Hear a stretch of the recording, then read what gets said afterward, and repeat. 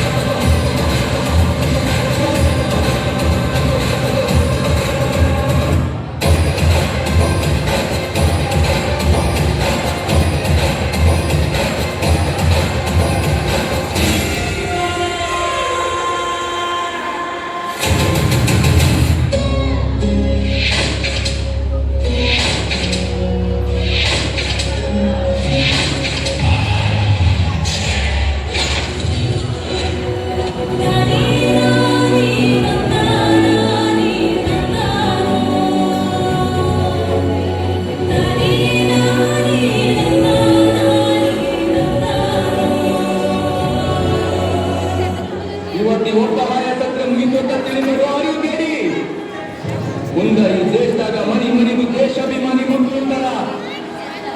ನಿಮ್ಮನ್ನ ಬೆನ್ನಟ್ಟಿ ಹುಚ್ಚು ನಾಯಿ ಪಡ್ಡಂಗ ಬರೀತಾರ. ಆಗ ನಂತರ ರಾತ್ರಿಯಾಗ ನಮ್ಮ ದೇಶ ಬಿಟ್ಟು ಕರಡಿರಂಗ ಓಡೋದ ಪ್ರಸಂಗ ಬಂದ ಬರ್ತೈತಿ. ಭರತ ಭೂಮಿ ಸ್ವತಂತ್ರ ಆಗ್ತೈತಿ. ಕರ್ನಾಟಕ ರಾಜ್ಯದ ಬೀಡ ಆಗ್ತೈತಿ.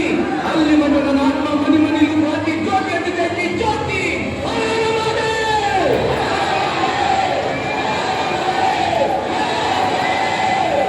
ಜನವರಿ 26ರಂದು ಗಲ್ಲಿಗೇರಿದ ಸಂಗೊಳ್ಳಿ ರಾಯಣ್ಣನ ಕಲೇಬರವನ್ನು ಅಲ್ಲಿದ್ದ ಅವನ ಅಭಿಮಾನಿಗಳು ದೇವಲೋಕದ ಪಾರಿಜಾತ ಪುಷ್ಪಮಾಲೆಯಂತೆ ಎತ್ತುಕೊಂಡರು. ಸಮಾಧಿ ಹಕೀರನ ವೇಷದಲ್ಲಿದ್ದ ರಾಯಣ್ಣನ ಆಪ್ತ ಸ್ನೇಹಿತ ಬಿಚ್ಚುಗತ್ತಿ ಛಂದಸ್ಸು ಆ ಸಮಾಧಿ ಮೇಲೆ ಆಲದ ಸಸಿ ನೆಟ್ಟು ನೀರಾಕಿ ಬೆಳೆಸಿ ಅಲ್ಲೇ ವಾಸಿಸುತ್ತ ಇದೆಲ್ಲವೂ ತ್ಯಜಿಸಿದ. ಅಂದಿನ ಆಲದ ಸಸಿ ಇಂದು ಬೆಳೆದು ದೊಡ್ಡ ಹೆಮ್ಮರವಾಗಿ ನಿಂತಿದೆ.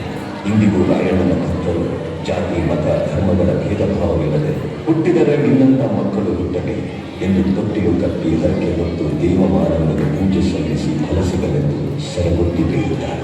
ರಾಷ್ಟ್ರಪ್ರೇಮಿ ಸಂಗೊಳ್ಳಿ ರಾಯಣ್ಣ ಮರಣವಾದ ಸುಮಾರು 116 ವರ್ಷಗಳ ನಂತರ ರಾಯಣ್ಣನ ನುಡಿಯಂತೆ ನಟ್ಟನೆಡು ರಾತ್ರಿಯಲ್ಲಿ ದೇಶ ಬಿಟ್ಟು ಹೋಗುವ ಪ್ರಸಂಗ ಬ್ರಿಟಿಷರಿಗೆ ತೊಡಗಿತು.